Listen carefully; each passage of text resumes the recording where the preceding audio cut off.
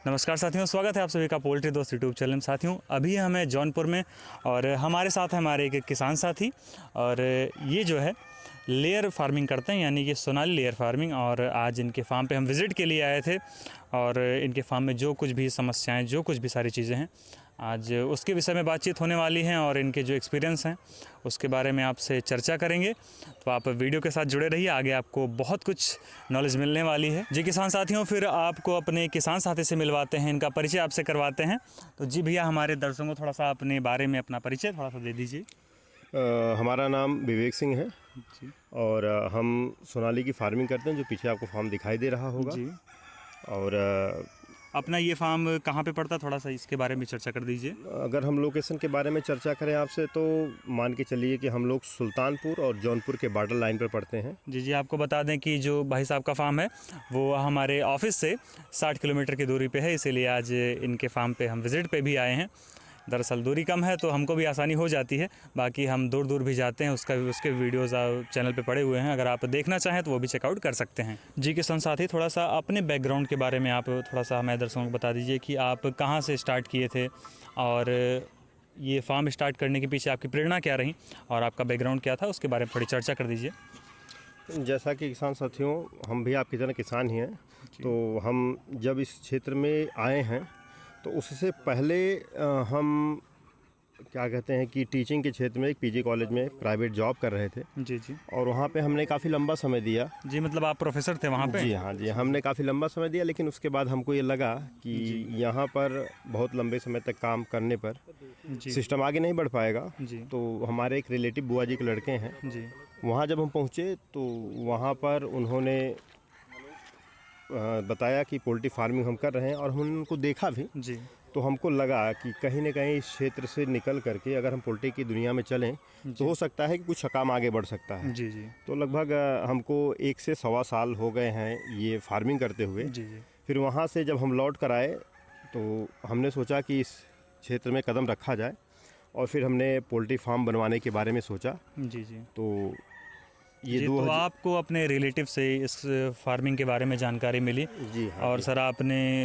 एक assistant professor की job छोड़कर आप एक प्रकार से आप कह सकते हैं, तो ज़रूर उसको छोड़ करके जी जी जी वहाँ पे व्यवस्थाएं, मान सम्मान तो बात अच्छी है, लेकिन फिर वही बात आती है अर्थ की असुविधा होने के कारण। जी जी और इस काम छोड़ना पड़ा। और यहाँ पर अभी हम 1 साल से कर रहे हैं, तो हमको लग रहा है कि नहीं, इसमें हमें स्कोप दिखाई दे रहा है। जी जी यहाँ पर हम बड़े आसानी से कर सकते हैं, कोई भी व्यक्ति अगर फार्मिंग की दुनिया में आना चाह रहा हो जी तो सबसे पहली बात अपने आप को अच्छे से तैयार कर ले कि नहीं, हम फार्मिंग कर ले जाएंगे, तब यहाँ पर उतरे और ईमानदारी से काम किया जाएगा, तो मैं मानता हूँ कि इसमें आप आगे बढ़ सकते हैं। जी। जैसा कि आपने एक प्रोफेसर की जॉब छोड़ के आप इसमें आई, ये बहुत ही बोल्ड डिसीजन होता है किसी के लिए भी, क्योंकि उतना मतलब वो भी किसी के लिए एक उपलब्धि होती है, आपने उसको ठुकरा कर आप इस लाइन में आए, ये बहुत बड़ी बात है सर।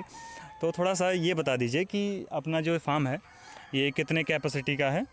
जी, ये फार्म हम लगभग मान के चलिए बनवाए थे। तो जो एरिया हमने पहले टारगेट किया था 180 फीट का, लेकिन थोड़ा स्थान कम होने के कारण हमने जब बनवाया तो लगभग 3600 स्क्वायर फीट का है, जिसमें 3500 बर्ड्स के आसपास इसमें हम रख सकते हैं।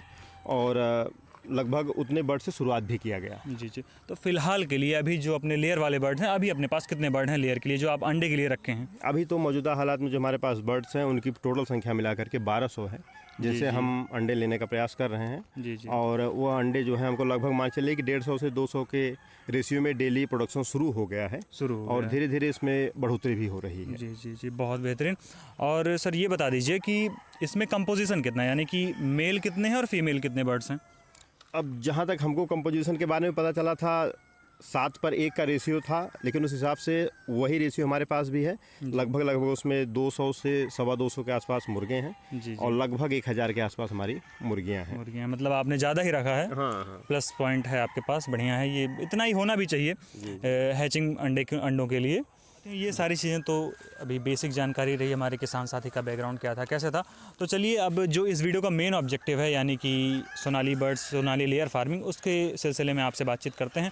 और चलिए फार्म के अंदर आपको ले चलते हैं और जो कुछ चीज़ें हैं वो आपको दिखाते हैं। दरअसल हमारा यहाँ आने का जो ऑब्जेक्टिव है वो मेनली यही है कि जो हमारे किसान साथी हैं वो नए हैं और जिन्होंने इनको सलाह दी वो हमसे जुड़कर काम करते हैं, तो उन्होंने बताया कि हमारे एक नए किसान साथी हैं, उनको थोड़ा सा गाइडेंस की ज़रूरत है।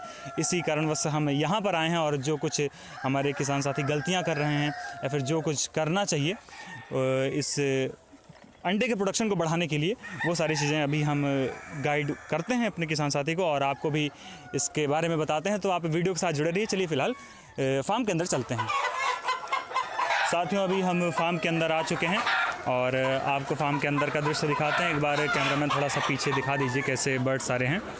और यहाँ पर पहली गलती जो हो रही है, जो हमारे किसान साथी किए हुए हैं, आप नीचे ज़मीन पे देख रहे होंगे हरा चारा यहाँ पे फेंका गया है, लेकिन ऐसा बिल्कुल नहीं होना चाहिए भैया,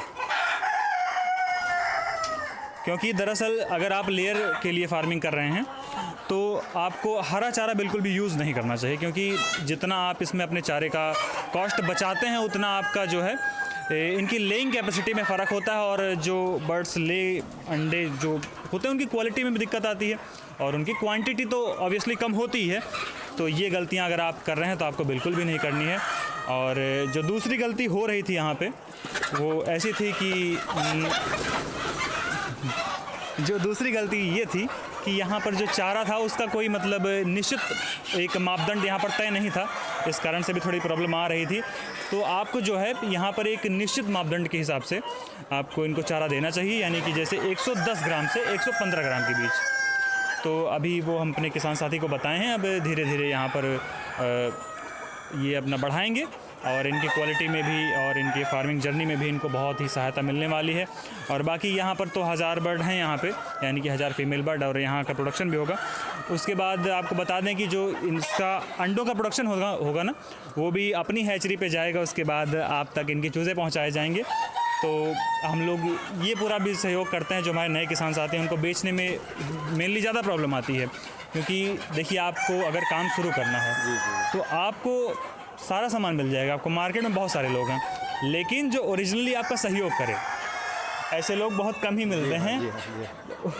तो ऐसे लोगों के साथ अगर आप काम करें तो ज़्यादा बेहतर होता है। तो इसी सिलसिले में हम यहाँ पर आए हैं और सारी चीज़ों को देखकर और सारी चीज़ें सेट करके अब यहाँ से जो है उनके जो अंडे निकलेंगे अपनी हैचरी पर जाएंगे, वहाँ से हैच होंगे और आप सभी तक पहुँचाए जाएंगे। ये तो रही बेसिक चीज़ें जो नॉर्मल सी चीज़ें होती हैं। और आपको अब थोड़ा सा दवाई के बारे में बताते हैं कि इसमें कौन सी दवाई यूज़ होनी चाहिए। जैसे कि ये लेयर वाले बर्ड है तो इसमें इनको कैल्शियम की बहुत ज़्यादा ज़रूरत होती है, तो इसमें आप 2 सप्लीमेंट यूज़ कर सकते हैं, एक एस्ट्रोबेट और बिमराल। ये 2 दवाइयाँ मिक्स करके इसमें चलाई जाती हैं, जिससे इनमें बर्ड में जान बनी रहती है। जैसे कि ये पूरा लेयर वाले बर्ड हैं तो इनमें भी थोड़ी ताकत होनी चाहिए तभी अंडे दे पाएंगे, तो इसके लिए आपको इन दवाइयों का भी यूज़ करना चाहिए। और यही सारी मेन जो चीज़ें थी हमने बता दी हैं और आपको भी यही चीज़ें। लाइटिंग के लिए कितना लाइट इनको दिया जाना चाहिए? जी लाइट, हाँ लाइट के लिए आपको बता देते हैं। दरअसल इनमें जो है लाइट जो है रात में बंद करके रखनी होती है। जैसे कि आप 8 बजे तक लाइट चलाइए, कोई दिक्कत नहीं है। सुबह 8 से सुबह मान लीजिए 6 बजे 5 बजे उजाला हो जाता है। सुबह 5 बजे से 8 बजे तक आप उजाला रखिए, ऑब्वियसली रहेगा ही दिन में तो, लेकिन रात में जो है आपको 8 बजे के बाद इसमें लाइट बंद कर देनी है, ताकि ये बर्ड्स जो है थोड़ा सा आराम कर पाएँ और जो इनका प्रोसेस होता है सारी चीज़ें वो कंप्लीट कर पाएँ। नहीं तो ये बहुत ही उद्दंड क्वालिटी के बर्ड होते हैं। आप जैसा कि देख भी पा रहे होंगे अपने बैकग्राउंड में कितना शोर मचा रहे हैं, कितना ये उछल कूद रहे हैं। अगर अभी हम देखिए ब्लैक कलर की टी शर्ट इसलिए पहन के आए हैं क्योंकि यहाँ लेयर वाले में आना था हमें। एक बार हम यही गलती कर चुके हैं, लेयर वाले फार्म में हम गए थे और रेड टी शर्ट पहन के चले गए थे हम, तो उससे जो बर्ड हैं ज़्यादा भड़कते हैं और इसीलिए हमारे किसान साथी भी देखिए इनको हम फ़ोन पे ही बता दिए थे, तो ये ब्लैक आउटफिट अपना कैरी करके रखते हैं, तो ये इनके लिए थोड़ा आसान होता है। और आपको लाइट का यही कंपोजिशन रखना है, रात में 8 बजे के बाद आपको लाइट बंद कर देनी है ताकि ये बर्ड्स आराम कर सकें। साथियों, अभी हम दूसरे वाले फार्म पे हैं, अभी ये पूरा कंप्लीट नहीं हुआ है। जैसा कि एक फार्म सर का चल ही रहा है, उसके बाद सर जो है ये दूसरा फार्म बनवा रहे हैं। आप लोग थोड़ा सा स्ट्रक्चर इसका देख भी सकते हैं। तो चलिए आपको थोड़ी सी इसके बारे में जानकारी दे देते हैं। तो सर अब हमें थोड़ा सा बता दीजिए कि जो ये आप ये फार्म बना रहे हैं इसमें ये हाइट वगैरह पूल की कितनी रखनी होती है, वो सारी चीज़ें आपको हमें बता दीजिए। अब देखिए सर, जैसे इसमें आप अगर देख रहे होंगे तो 5 लाइन लगे हुए हैं, जिसमें से जो बीच का सेंट्रल लाइन है उसको हम 12 फीट रखे हुए हैं। जी जी फिर उसी रेशियो में कम करते करते जी 2-2 फीट का कम करते हैं, लास्ट में हम 8 फीट पर आए हुए हैं। जी जी इस प्रकार से इसका जो है हाइट हमने दिया हुआ है। जी। मतलब ये बीच वाला जो आप पोल ये देख रहे हैं, ये वाला, जी जी जी ये वाला पोल जो है ये करीब 12 फीट का होता है, जी जी और इसके साइड में जो सपोर्टिंग पोल होता है जी। वो 9 फीट का किया जाता है, और लास्ट में 8 फीट पे इन्हें रोक दिया जाता है। जी जी तो नॉर्मल सा इसका यही स्ट्रक्चर होता है, जी और जो साइड में इसकी वॉल होती हैं उसका थोड़ा सा 2 फीट तक उसे उठाया जाता है, जी हाँ 2 फीट तक उसे उठाया जाता है, और ताकि बेस इसका मजबूत रह सके।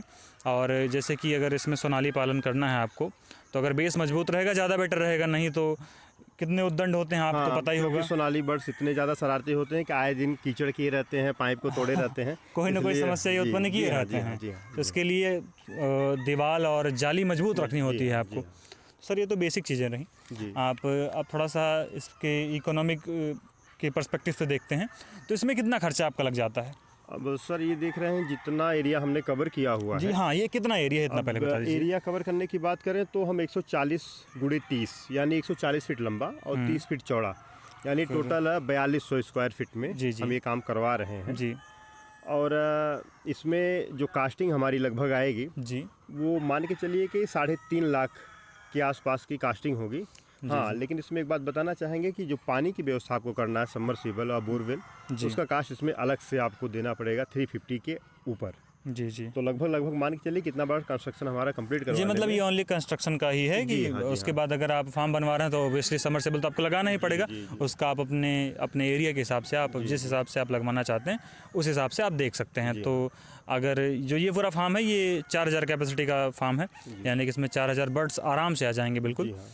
तो अगर आप 4000 कैपेसिटी का फार्म बनवाना चाहते हैं तो आपका जो खर्चा आएगा वो करीब 3.5 लाख रुपए आपका खर्चा आने वाला है।